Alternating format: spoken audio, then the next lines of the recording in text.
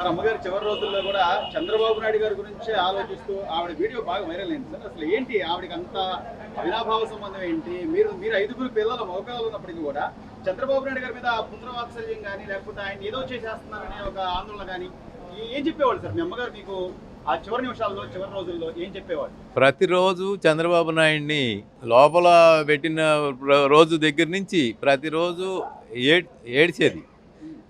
ఏడిచి ప్రతిరోజు సాయంకాలం వచ్చేటప్పటికల్లా మళ్ళీ ఈరోజు బయటకు వస్తాడా అని ప్రతిరోజు టెన్షన్తోనే ఉండేది. ఇన్ని రోజులు ఆయన బయటకు వచ్చినాక అసలు ఆ సంతోషానికి అవధులు లేకుండా హాస్పిటల్లో నుంచి కూడా బయటకు వచ్చి చాలా సంతోషంగా గడిపింది. ఈ చివరి రోజు ఆ రోజు ఇంకా కొద్ది గంటల్లో చనిపోతాడనగా చంద్రబాబును ఈ ఫోటో చూపిస్తే ఏడుస్తూ ఆయన మీద కొడుకుల మీద కొన్న అభిమానం చంద్రబాబు నాయుడు మీద ఎక్కువ చూపించింది.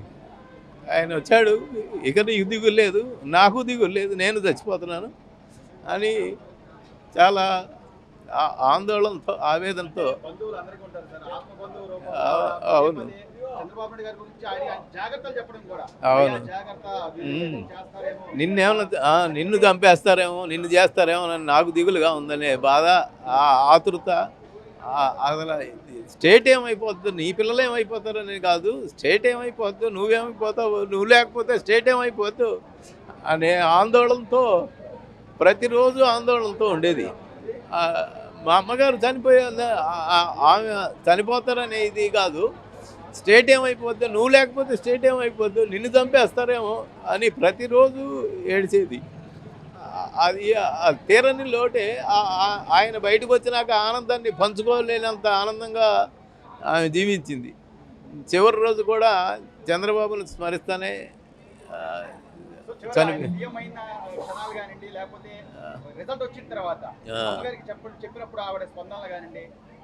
చాలా చాలా ఆనందంగా ఉందండి. ఆ రోజు అసలు చెప్పడానికి వీల్లేదు. ఒక రోజు అయితే భోజనం చేయలే, ఆనందం పట్టలేక. ఆ నేను మనుషులను తీసుకెళ్ళి ఓటేసాను.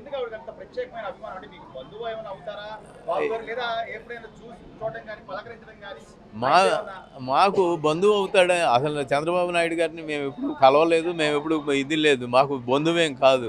అయినా స్టేట్ ఏమైపోద్దో, స్టేట్లో ఉన్న పిల్లలు ఏమైపోతారు, ఈ అరాచకాన్ని చూసి, అరాచకాన్ని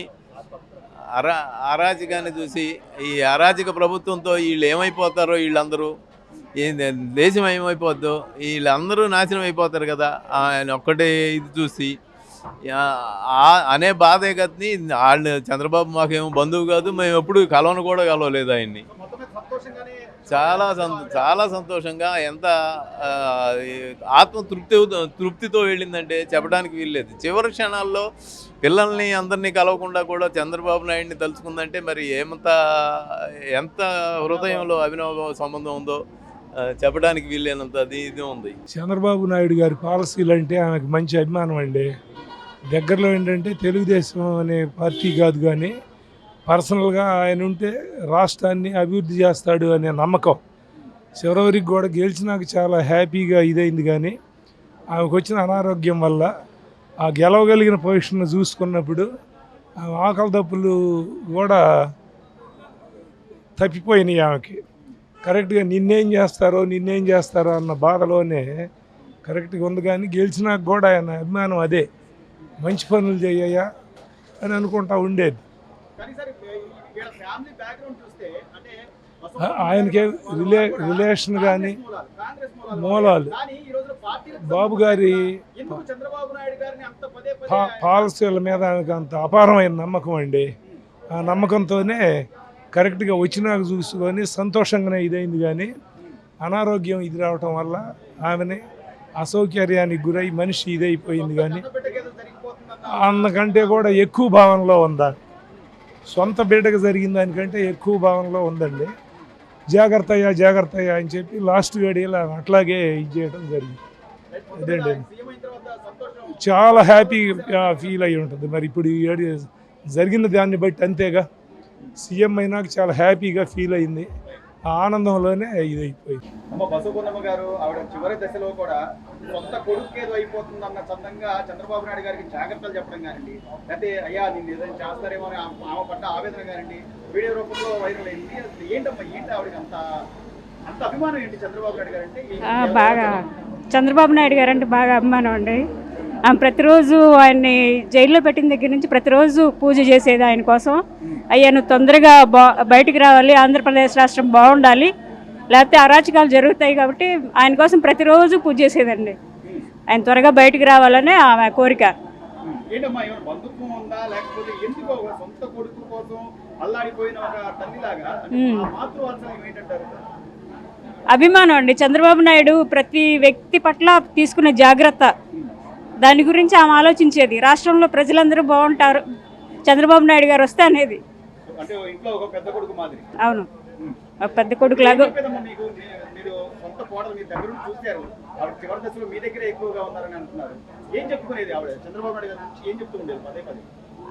చంద్రబాబు నాయుడు గారు ఎట్లాంటి తప్పులు చేయకపోయినా కూడా జైల్లో పెట్టారు, అది అన్యాయం కదా, అంత అన్యాయం ఎందుకు జరగాల ఎందుకని అడిగేదండి. సో ఆయన మళ్ళీ బయటకు వచ్చిన తర్వాత ఆవిడకి వార్త తెలియడం కానీ, సీఎం అయిన తర్వాత వార్త తెలియడం కానీ? సీఎం అయిన తర్వాత తెలిసిందండి, చాలా సంతోషపడింది. అప్పుడు ఆమెకి చాలా ఆనందంగా ఫీల్ అయిందండి. గారు ఎందుకు బాబు గారు అంటే అంత అభిమానం ఏంటి? మీకు ఏమైనా చెప్పేవారా జరిగినప్పుడు అక్కడ జరిగినప్పుడు ఏమన్నా? అసలు వాస్తవంగా న్యూస్, రాజకీయ న్యూస్ మాకు మేము ఎంప్లాయీస్ బయటికి వెళ్తాము, ఇంటికి వచ్చేసరికి మా అమ్మ అన్నీ చెప్పేది. అసలు ఏం జరుగుతుంది అంత రాజకీయం అంతా ఆవిడకే, మాకన్నా కూడా ఆవిడకే ఎక్కువ తెలుసు. ఇవాళ ఇట్లా జరిగింది, ఇవాళ ఇట్లా జరిగింది, టీవీ మొత్తం చూసేది. టీవీ సీరియల్స్ చూడకుండా అయ్యే చూసి ఇంకా వార్తల మీద అంత అవపోసన ఎక్కువ, ఆవిడకి జ్ఞానం ఎక్కువ. ఆ జ్ఞానంతో ఆవిడ అసలు ఎట్లా అయితే ఎట్లా ఉంటుంది అనే దాని మీద ఇంకా ఇంకా అదే పని మీద చూస్తూ ఉండేది. బాగా ఓల్డేజ్ కదా ఆమె పని, ఆమె ఇంకా అది ఆవిడ బాగుంది. అమ్మో చంపేస్తారేమో లోపల పెట్టి, ఆయనకి అంతా బాగా ఏసీలో అట్లా ఉండటం అలవాటు కదా. ఆయన ఏసీ లేకుండా, మంచం లేకుండా, అసలు అన్నీ లేకుండా ఎలా ఉంటారు? జైల్లో పెట్టడం ఏంటి, చేస్తారేమో అనేది కూడా ఉంది ఆవిడకి. చాలా చాలా అసలు ఓటు వేయడానికే ఆమె బతికిందేమో అనిపించింది మాకు. ఆ ఓటు అప్పటికే ఆమె సిక్ అయిపోయింది, బాగా ఓటేసింది.